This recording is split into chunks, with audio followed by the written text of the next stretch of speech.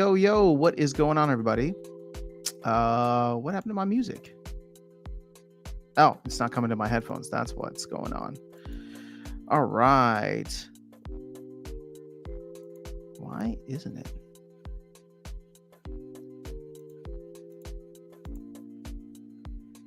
All right, it's just not coming to. All right, let's see here. Is my audio working? It's just not coming. All right, so I can't hear music. That's fine. It's just coming through the audio or the computer speakers. But hopefully you guys can hear it. Sorry, I know it's a little bit unorganized, but I wanted to make sure that we hopped on today. It is Tuesday, and while I couldn't do a morning live stream, actually this probably worked out better because we got some interesting updates today. Not only that, last time I chatted with you guys was Sunday, and the world melted. I don't know if you guys saw the charts. We've recovered a little bit today, which I think has been good, right? I think what are we sitting at? Hold on, let me see. We were at 56 or 57, something like that. Let's go over the Splinter cards and see what the damage looks like. 56,100 for Bitcoin. SPS is back over half a penny. I saw this go down to like 0.0042, I think was the lowest that I saw it.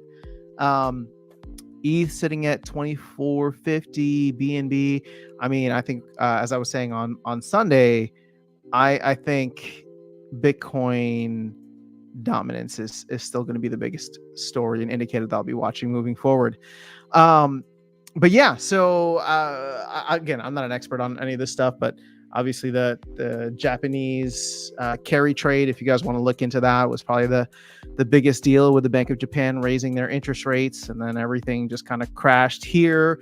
I think the Taiwanese stock market crashed in the Japanese stock market, crashed in the Indian stock market. So Monday was just a really, really red day overall, and we obviously haven't even recovered fully.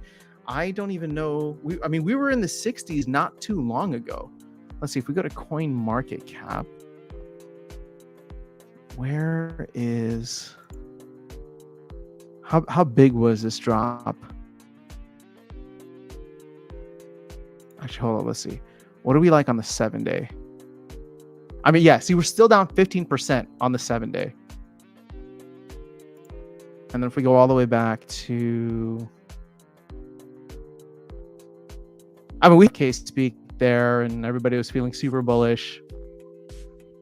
Yeah, right here, 69K, like a week ago, literally a week ago.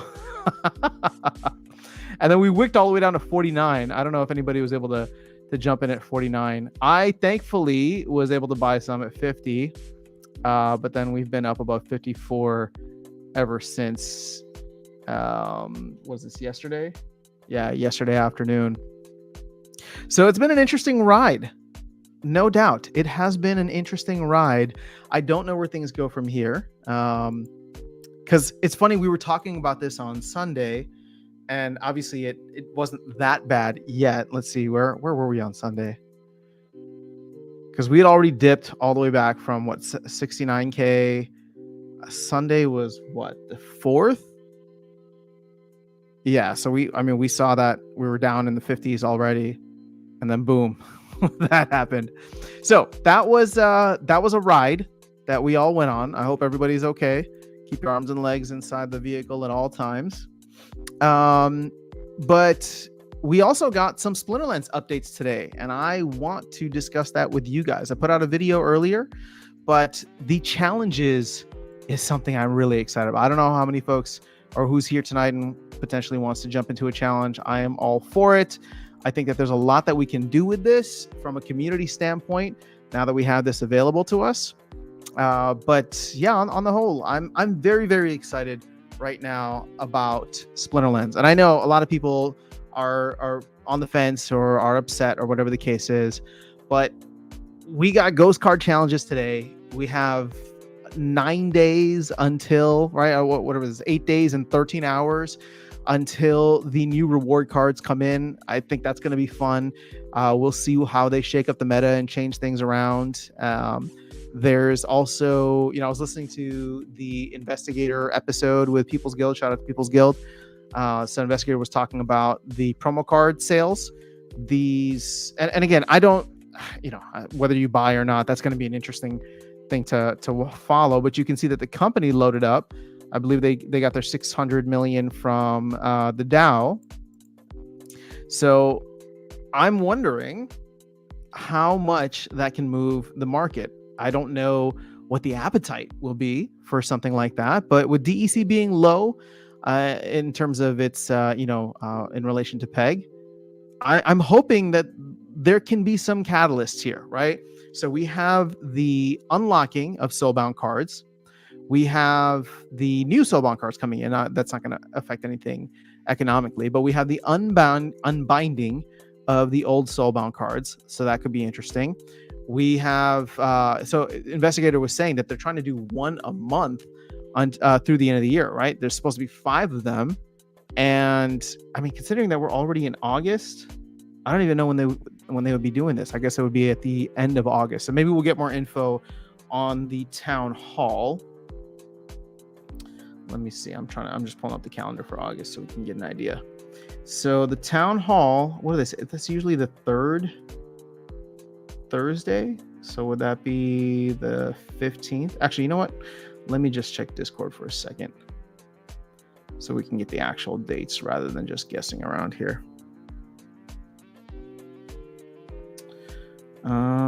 All right.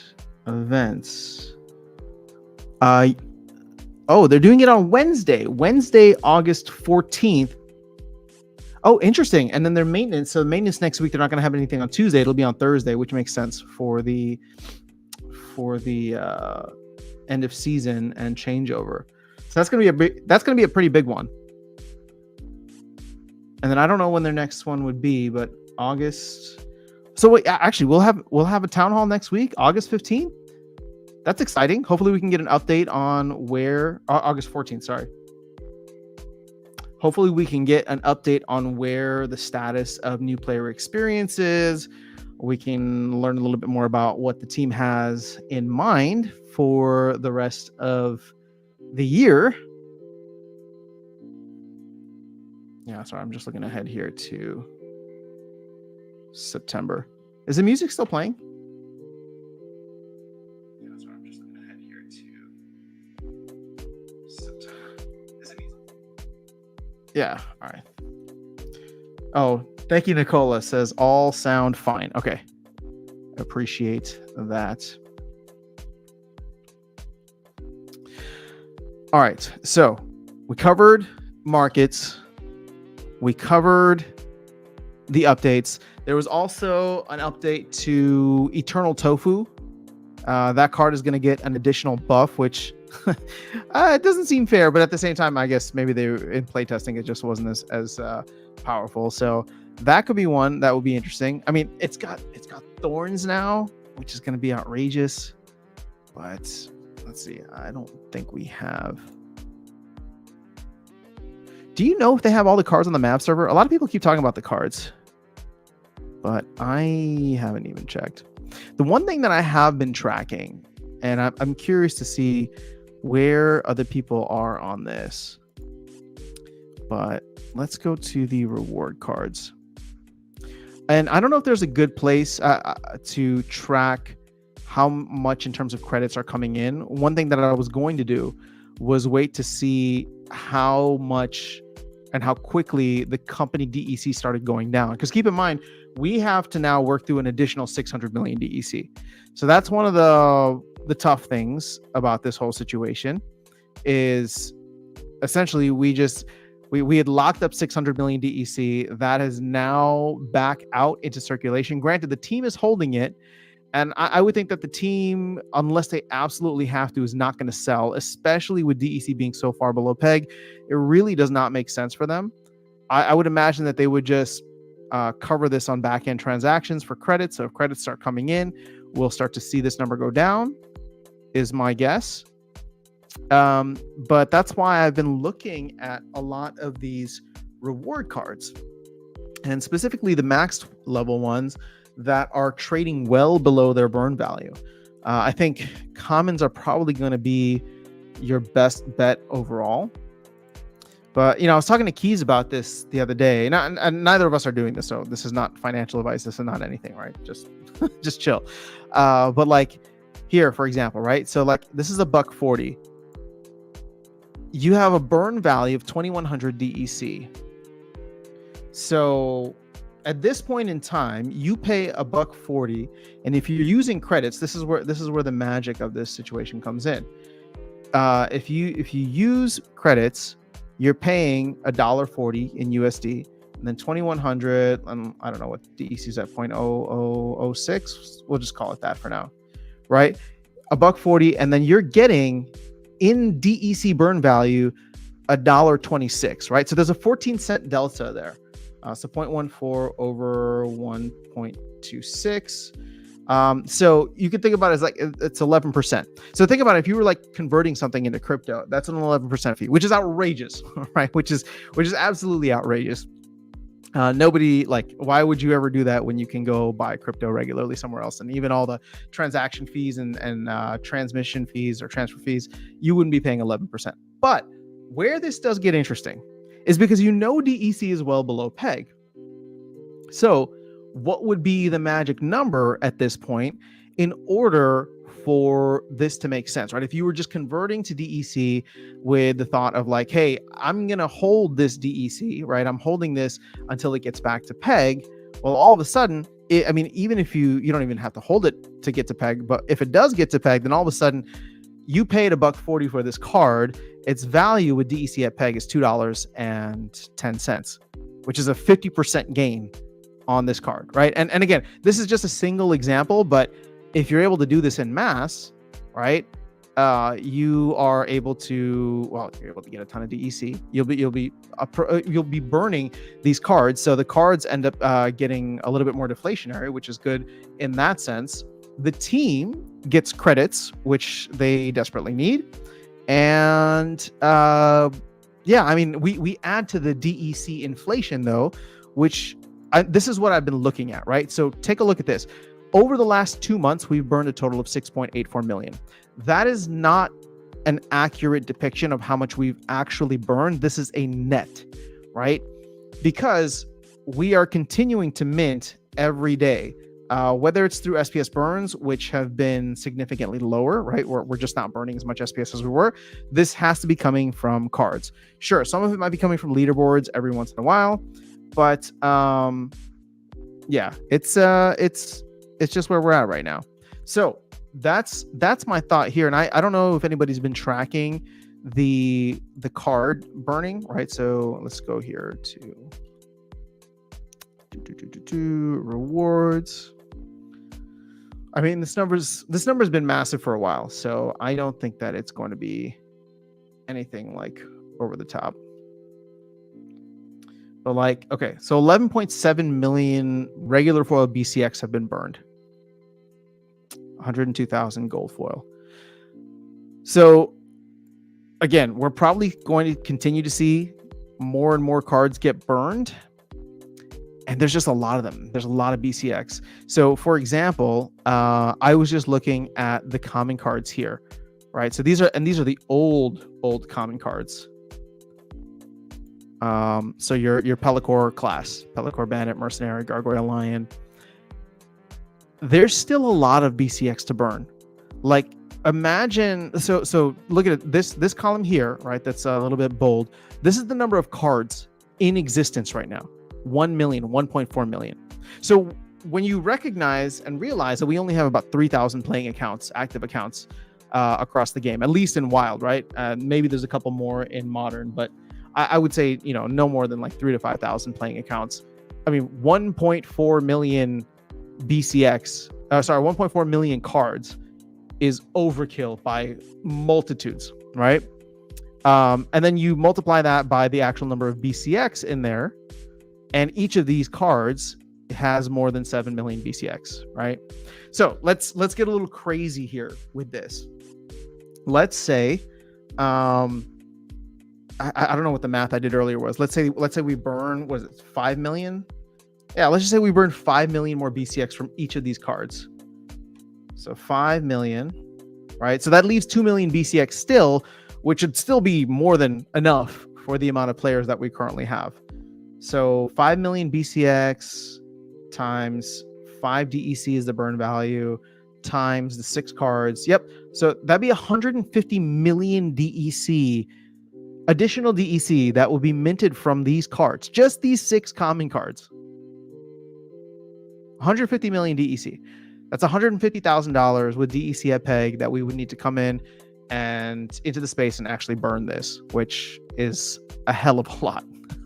So I think that there's a long way to go. And this is why when Matt looks at the problem and says, we need new players because the current community's tapped out and it's just not going to work. I mean, even if the current community could bring in $150,000, would they? First of all. Secondly, like there's so many other things. If we bring in $150,000 just to wipe out these 6 cards, what about rebellion packs? What about what's that called? The promo cards. What about all these other, all these other things that people might actually want to spend money on rather than just burning stuff for the economy? So, all right, let me catch up on the chat here. Let's see. We got Fusion Sound. What up, brother? Appreciate all the content. Absolutely. Well, thank you for being here. Thanks for hanging out. I know this is not a usual time, but like I said, I'm trying to get back to streaming whenever I can. And now made sense. So thanks for coming through. Oh, Brandon Vet V is in the house. #1 player in Modern, or at least #1 account in Modern. I need to catch up on the Monster Mash show. How was it with you and Neil? Did you guys get into the weeds on all the craziness that's happened? Fusion Sound says, I burned a ton of Jin O'Shaughnessy's 50 max level. Okay, so see, I wasn't even talking about other rarities. We were just looking at common cards. We were just looking at the old common cards. I mean, if you take a look, you could add probably a couple more million BCX for Mirror Dampier, Ever Hungry Skull, Bloodmaker, Vampire Bat, and then that would be all the commons. And then you move to the rares, and then you move to the epics, and then you move to the legendary, and it gets outrageous. So I mean, even look at this now. There's 57,000 Jin O'Shaughnessy's. We have 3,000 playing accounts. What are these Jin O'Shaughnessy's doing? Are they on land? Because land definitely is not, I don't know, man. I don't know. Sarguy 43 says, hanging with the crew. I've been playing since 2020. Amazing. When did you join in 2020? Just out of curiosity. I know Darkest Night, I think he joined around September. So I'm curious if you were around that same time and what brought you to the game. Tails. Hey, Tails from the Cryptmancer. Good to see you streaming. What's going on, Tails? How is Alluvium treating you? I see a lot of content coming out there and I feel like I'm so far behind, which you have been telling me about. So I'll give you credit on that. I haven't been putting in the effort. Blockchain projects. What's going on? Evening. All right, so Brandon says, did you catch Royal's mention on Discord about plans for leaderboard? Team looking at leaderboard standing being an entry ticket to tournament for prizes, 1 player per account, bad for scholars. I don't, how long ago was this? Was this recent? Because if it was recent, then I haven't seen it. But this sounds so vaguely familiar that if it was from a little while ago, I might have brushed past it. It's a cool idea. Are they anywhere close to implementation though? This sounds like something that's a nice to have in probably 2025. Neil and I actually stayed on craziness in world in general and macroeconomic impacts. Only talked new ghost card challenges at the very end. Ooh, well, I definitely want to get Neil's thoughts on what's going on, and your thoughts, of course. See where things are at. I'm looking at. I'm obviously very bullish, and part of me gets a little nervous that I'm being a little bit too blind to situations. So I'm curious to see what other people are seeing, because I know that I can probably be in an echo chamber. Everybody's just expecting us to follow the 4-year cycle, and macro obviously is going to play a role in this somehow. But it's just there's so many factors, right? ETFs, election cycle. We're on the verge. I mean, maybe this was the black swan that was, will be similar to what COVID was in 2020, and they turned the money printer back on. They reduced the interest rates. I think that's what people are expecting. I just wonder if Bitcoin just never does what you want it to, what you expect it to do, right? Like I'm still waiting. All those influencers in 2021 calling for a face melting Q4 with Bitcoin to 100K. Yeah, I'm still waiting for that Q4 2021. Here we are, three years later. So I'm still bullish. Don't get me wrong, but I am trying to watch this very closely just to see how things are going. I'm not going crazy, but yeah, I don't know. What do you guys think? Is it the end of the world, or is this like load up time before the bull run? All right, Sarguy says late December, amount of players on DApp Radar brought me in. Oh, interesting. Okay, so even then they were showing off pretty good numbers on DApp Radar. All right, let's see here. So Brandon says, I was looking at reward cards just before Monster Map Show. Soulbound reward commons seem crazy high for current player base, but question is how many are locked forever in defunct bot accounts? Yes, so I'm actually getting a little bit bullish on these Soulbound reward cards. I want Matt and team to stick to their guns in terms of like let them have a high unlock cost. And if it's just not worth it for a lot of these bot accounts to come in and, risk the capital up front just to hope that they can, sell for a marginal gain, I'm excited about that in terms of it reducing the real supply, right? So I don't know. I mean, the markets, the card market is going to look really fun, or at least I'm going to have a lot of fun watching it in about 9 days from now. Yeah. I don't know. Maybe I'll be disappointed. Maybe people will unlock too many and they'll speculate and, go for the 10x before it starts to raise up higher. But I agree with you that I think there's a lot there that are locked in accounts that are not going to be touched for a very long time. Blockchain Project says, Aftersound, are your family and friends who are crypto newbies buying crypto at the moment? I have 3 people doing so. Nice. So friends I have friends all over the spectrum, but family, I have tried to orange pill as much family as possible. So I've like convinced at least all the people in like my generation and like my nieces and nephews who are old enough and working and stuff, like everybody is DCAing. They've been doing so for the past couple of years. Because I tell everybody, I'm like, look, take $5 a week at the minimum. Just take $5 a week and buy some Bitcoin. And that's all you have to do. And so it was exciting for them because I was telling them to do this when Bitcoin was like 16, well, maybe not 16, but like, in the 20 to 30K range. And now all of a sudden it's like in the 60s or was in the 60s. And they're like, hey, so wait, what's going on with Bitcoin? Should I sell now? And I was like, I think we're in for a little bit more of a ride here. So, whoa, New Age is in the house. New Age. Hey, buddy, took the family Korean barbecue last night, but still can't find a spot as good as the one we went to. So, dude, okay, 2 things. First of all, I'm heading there on Friday with some friends who have never been to a Korean barbecue spot before. I cannot wait personally for my own, my own personal stomach, but I also cannot wait to show them the spot because it is a fantastic place. And for anybody that comes through to Houston, if you guys ever want to grab Korean barbecue, I'll take you to the same spot as New Age. So just hit me up. But New Age, how you doing, man? How is life? I know we got to get together soon. I was actually talking with Darkest Night. We got to figure something out because I don't know. There's just it feels. So I'll be honest. It feels a little tense. It feels a little uncertain.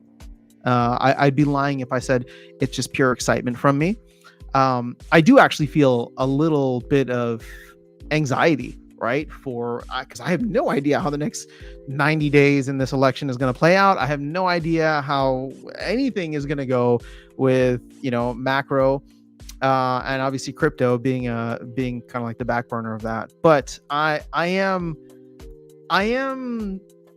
generally optimistic still about the next 12, 18-ish or so months. I think at this point, maybe like the next 12 months. But really, I'm excited for October. I just want October to be here already. All right. So Brandon says, whoa, non-crypto people aping into crypto equals top. Oh yeah, maybe we better sell then. To be fair, I pestered them to buy. See, okay, so I'm the same way. But these are people that like I know and love, and they're not buying more. They're not aping into it. I'm literally just teaching them how to dollar cost average into Bitcoin, right? So if they go down the crypto rabbit hole from there, that's fine. I mean, I'm a Bitcoin maxi, so I prefer that they don't. But here I am talking about all these other random coins and whatever. So it is what it is. But I don't think that they will. I think for a lot of them, I talk to them.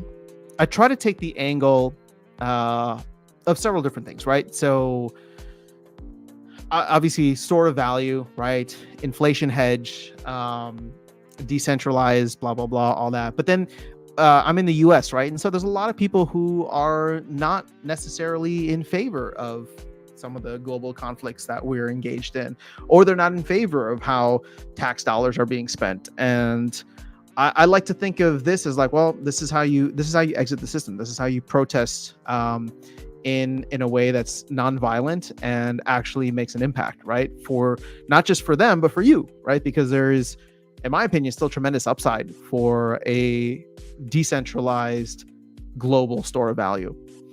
But yeah, so it's been fun to try to orange pill folks over the past couple of years. So Brandon says, I know I personally need one BCX Gold Foil Common Soulbound card. Nothing much, but is something. Could be a lot of onesie-twosie deals done in early days. Wonder if enough to affect the EC chart. Well, that'll be the question. So at this point in time, I do not have any plans of unbinding my cards. I just, unless, like, I'm not burning or dusting any of my extras. But I'm just holding on to them because, 6 months is a long time. 6 months gets us to, was it February, right? So mid-February. And I'm just thinking to myself, man, if December through April of next year looks anything like December 2020 through April of 2021, that could be a fantastic time, and I want to have the option to unlock those cards, even for a 15x multiplier, right? If we do get that magical kind of influx of people coming in to check out the game, and they absolutely need to have another Coastal Century, right? I have all my extra Coastal Centuries. All right, so Aaron B says, I've burned at least 20,000 BCX of old Common War cards since Trasnac stopped working for me. So there you go. Okay, so Aaron B is doing exactly what I was saying earlier, where a lot of people are just using that as a fiat on-ramp. And that's not a bad thing, right? But it is going to slow down the flywheel. And we have to pick and choose our battles here, right? It's going to slow down the flywheel, but it's also getting rid of a bunch of unnecessary cards.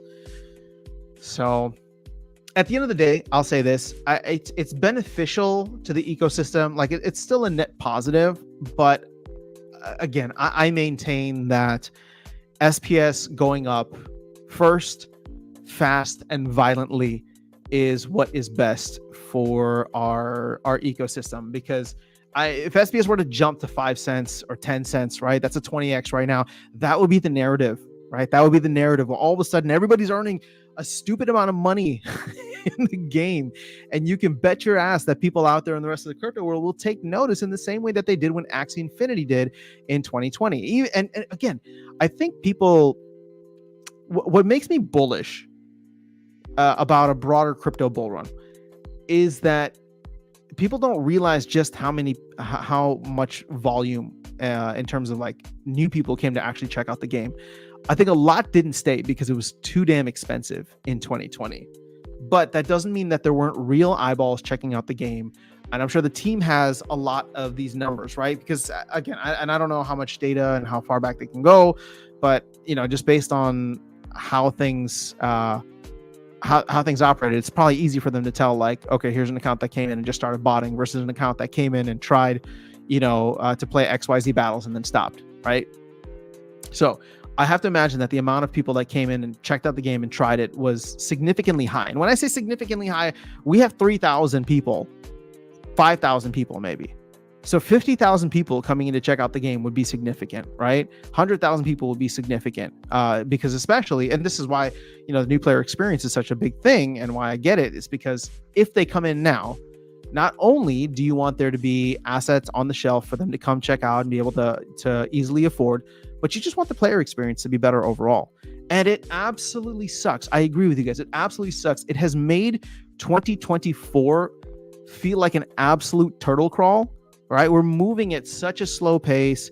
And it's like, when are we going to get cool things? And it's compounded by the fact that Bitcoin's going up and SPS is going down and vouchers are going down and DEC can't find peg, right? So I get it. It's been an absolutely rough year.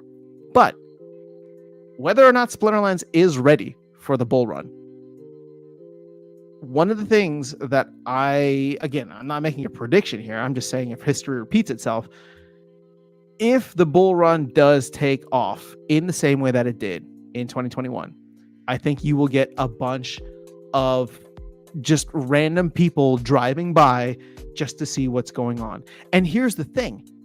It may be that a lot of those people actually had come by in 2021. And they're like, so they already have that first impression of Splinterlands. Then they come in and sure, I know the game probably looks exactly the same, but hopefully the features are a little bit better, right? The game is a little bit more accessible now. There's more game modes. There's all these different things, right? And I'm talking by the end of the year, hopefully. But in that way, it's actually a little bit easier, right? To get people back into the game rather than, converting new folks. But we'll have the opportunity to do both, I think. All right, New Age says, all good. Wrapping up summer with family at Myrtle Beach, waiting for the storm. Ooh, stay safe, man. Yeah, that's look, I've had my fair share of hurricanes already this summer, so I'm done, but make sure you stay safe. And hopefully it won't be too bad. All right, Secret Flesh says, why not burn directly SPS to unlock Soulbound cards?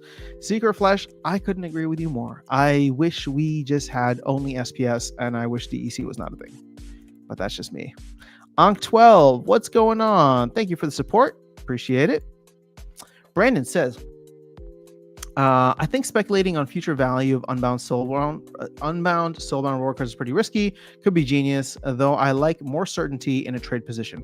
Well, so here's the thing, Brandon. I don't lose out. I'm giving up the potential upside by not unlocking them at 10x, right? But just reserving the right to unlock them at 14 or 15x.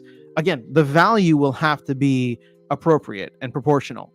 I'm not going to unlock it and then sell it at a loss. That wouldn't make sense. But it's like, okay, if we're going to be unlocking these in 9 days, I don't think that there's going to be people here that are going to buy it, right? So you unlock a common card for, I don't know, what is it, 50 DEC? I don't think that you're, I mean, maybe there'll be a bunch of people, but my better guess is by, what's that called?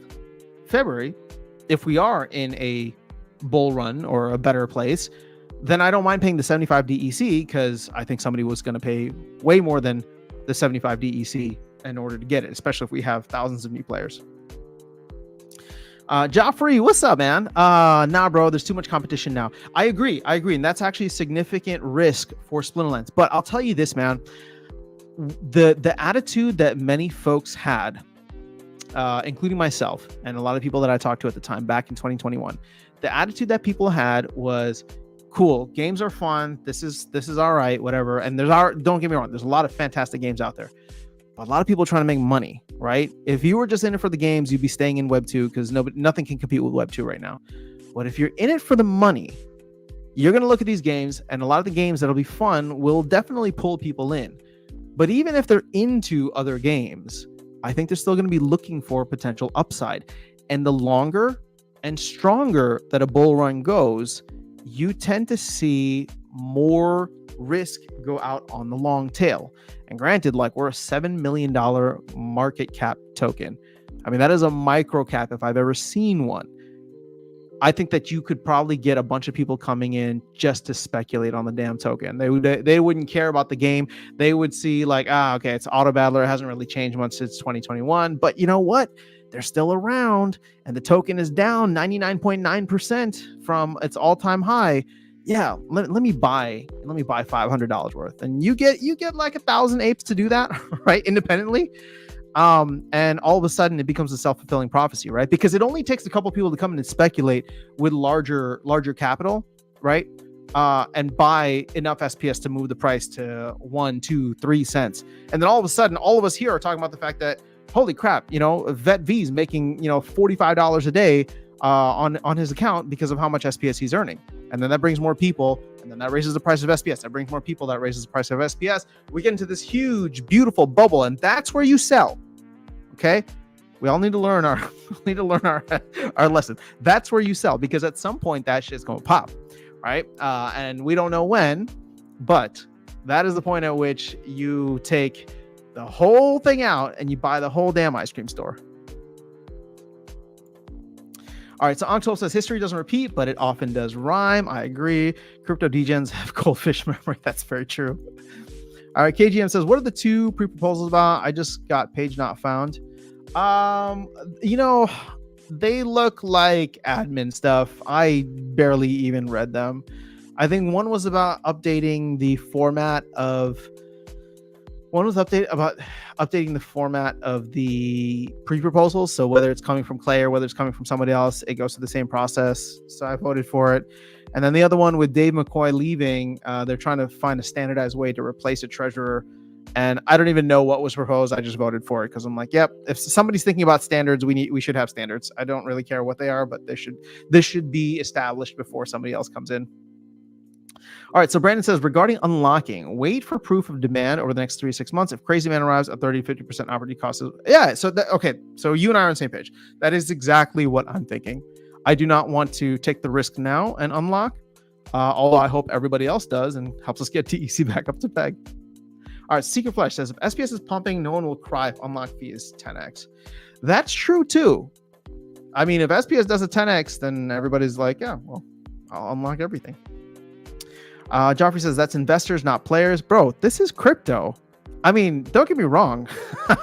Your statement is not incorrect, but to think that there won't be investors, I think is, yeah, I don't know. All right, so Fusion says, I powered down 60 plots of land and converted all DEC to SPS, almost 800K SPS. If you listen to PJ's vision for validators, he seems well connected to the financial world. Yeah, if you guys have not listened to PJ's interviews, both on the Down Hall as well as People's Guild, I would highly recommend it.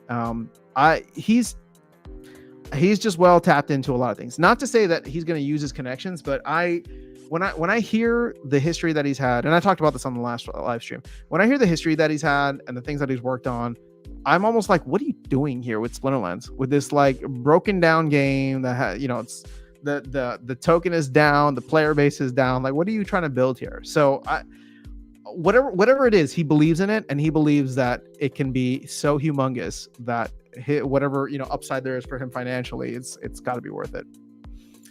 Joffrey says, did you hear Gator's interview? Pretty bleak. I just listened to it today. What about it do you think was bleak?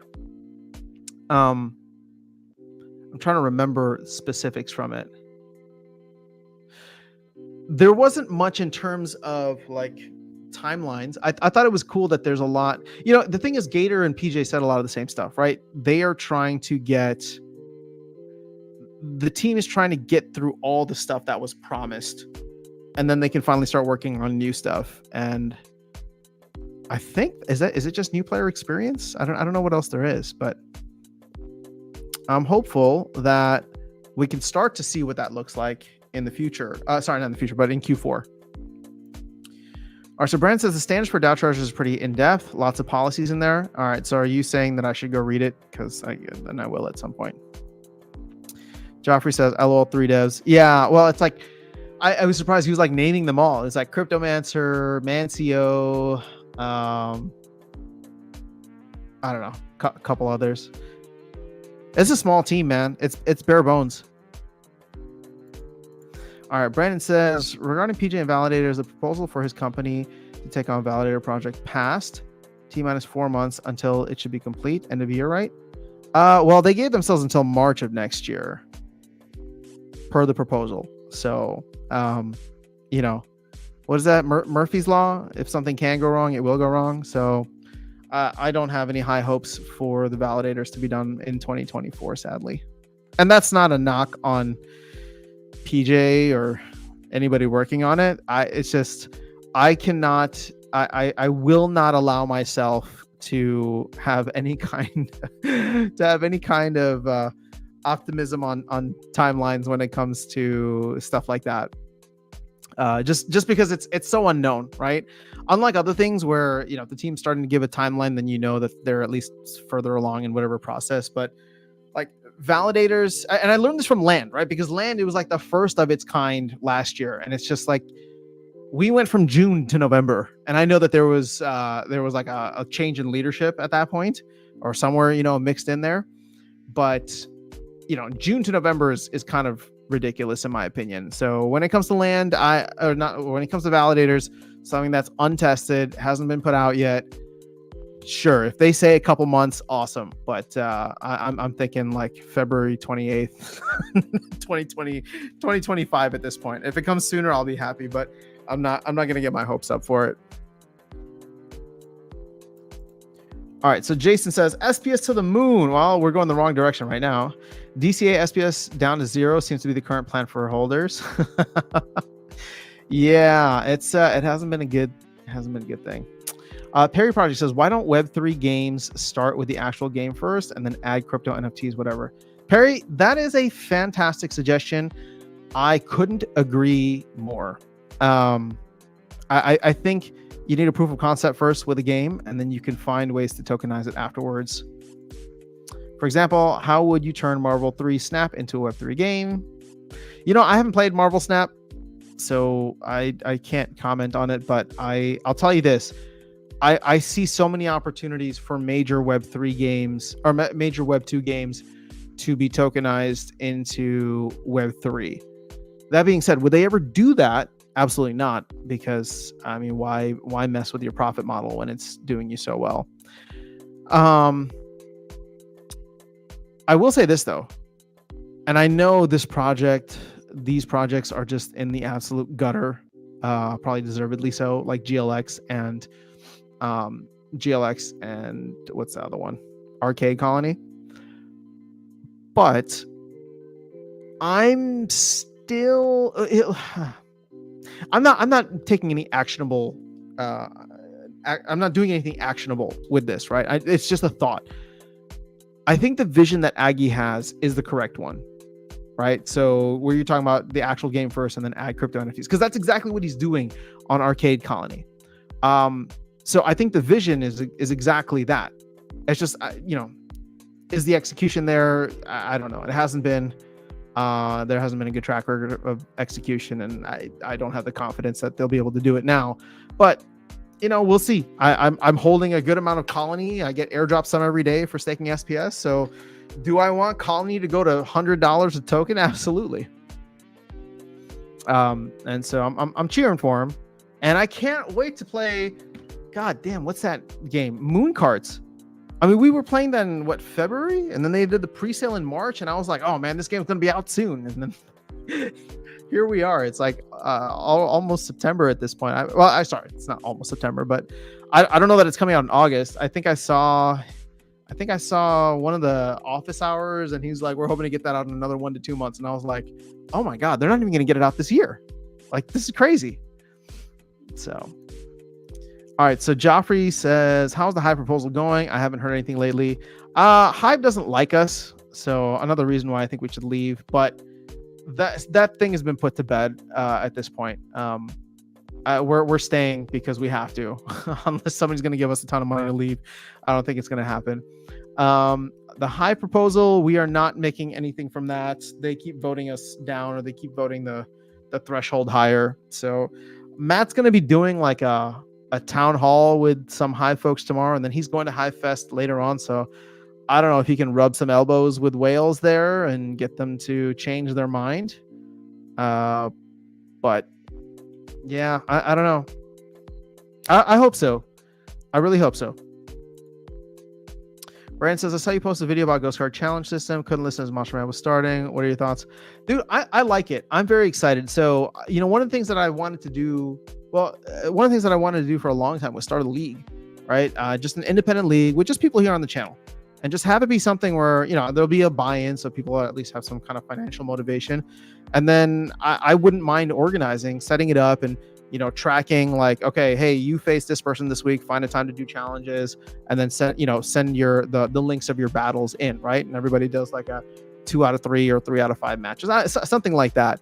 And then like set it up so we have these kind of like brackets and things, or even just do it as a tournament on like a Sunday. So instead of having one of the preset tournaments here, we would just do a manual tournament where everybody gets to use ghost cards, and then we just organize it, and you just coordinate with people either on Discord or through the chat or whatever.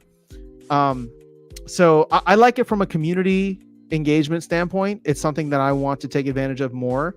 And, you know, for what it's worth, there's 27 of you guys here tonight. So first of all, thank you all for being here. I know I haven't been streaming as much regularly, but once I'm able to get back into a better rhythm and can, you know, start calling this stuff out a little bit ahead of time, I think it'd be fun to do more stuff like that. I think, again, it has nothing to do with the team and how they're operating. The reason I really like it is because it's just a good game mode that now gives power to the players to go out and just have fun. Right. Now we don't have to worry about, what league do we do it in? Should it be modern or wild? Should it be whatever? Like, everybody has the same damn cards. This is awesome. And all it takes is a little organization, which I'm willing to do in order for us to have some fun, have some good competition, and put something like that together. So that is my plan. Especially as we head into the fall months, I'd like to get back to doing that regularly. Again, maybe not tournaments in the traditional sense, but new, you know, more like ghost card competitions, we'll call them. And yeah, I don't know. I think it could be fun. So Red X, thank you so much. Thank you for being here. All right, I'll stay on for a couple more minutes and then we'll wrap up because it is evening for me. So Aaron B says, make a format for new players with league card caps called Modern Soulbound with no SPS involved, only Soulbounds gated by account age. Auto push them into modern format after 1,000 battles. That'd be interesting. Can they jump out before that? All right, so Blockchain says, I'm buying the first edition Batman and Superman NFTs. I see them like SPL alpha cards in their first bear market. Too big an opportunity to pass. All right, man. Well, hey, good luck, blockchain projects. The NFT thing is just too speculative for me. But I wish you luck. All right, so regarding Hive proposal, I was going to X Space tomorrow for Hive Town Hall. And then talking about the DS also seems the proposal to power up DAOs Hive is passing. Yeah, but we don't have nearly enough, right? I mean, we need like millions of HP, and I don't think the DAO only had like 100 or something thousand. Either way, it'll be good for the DAO to start earning, because everybody's like worried about, hey, where's the DAO going to get money from? But I think that the DAO should be finding opportunities to earn. We should, if we're going to be staying on Hive, we should take a portion of our stables and throw them into HBD at this point. I don't like it necessarily, right? It's not my favorite stable coin, but there is a yield available on it. And if we believe in the Hive system so much, Hive ecosystem so much, we might as well take advantage of some of the perks of being here. I mean, I don't know where we're at from a stable perspective, but at the very least, it could get us some passive income that the DAO could use to, I mean, we should put, for example, like we should put, I don't know, 50,000. Okay, hold on. Let me just do some math here for the fun of it. Oh, watch, this is going to turn into a video because I already like this idea. But like if we were to put $50,000, right, of stables into HBD times 0.2. All right, so it's $10,000 in interest or in rewards we would get a year. I don't know if they call it interest, but it's just a APR. Divided by 365. All right, whatever. It's not that much. But either way, it's like, okay, so let's just do times 30, right? Or 10,000 divided by 12. 833. imagine if the DAO was buying, and this would be the rewards, right? The HBD that it would be paid out every month. Imagine if the DAO was buying $833 worth of SPS every month and not touching its stables. The stables would just stay there, right? We would take the rewards every month, use it to buy SPS. At this point, with SPS being so low, I mean, that would pull in another 166,000 SPS this month, 167,000 SPS this month, which sure, maybe right now it's not that big of, it's not that big of a deal, but in the long run, the more the DAO has, the more the DAO has, the less is out there in the rest of the ecosystem. And I just want to check something here with you guys. Let's go to this. All right. So what's the biggest pool?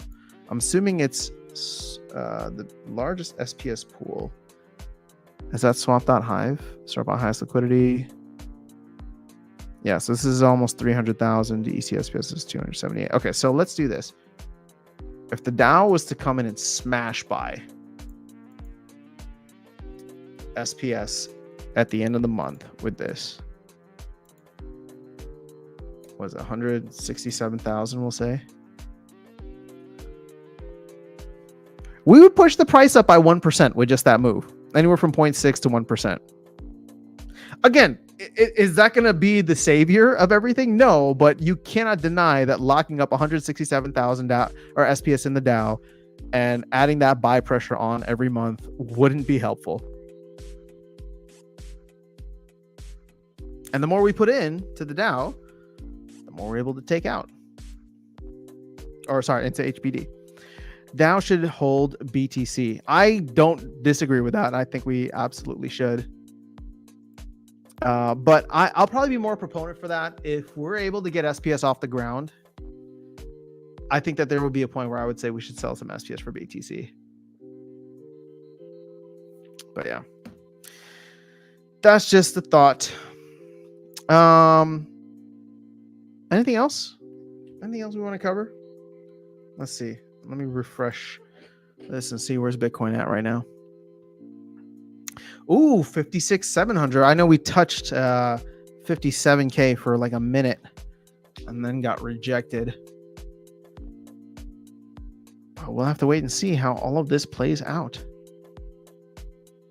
Dude, look at this script. Ugh, ugly. Is anybody playing Rise of the Pixels? Curious how that game is going.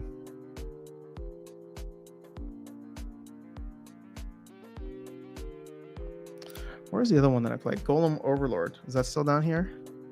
Oh, there it is. I thought that they just released like a new game mode in pre-alpha or something.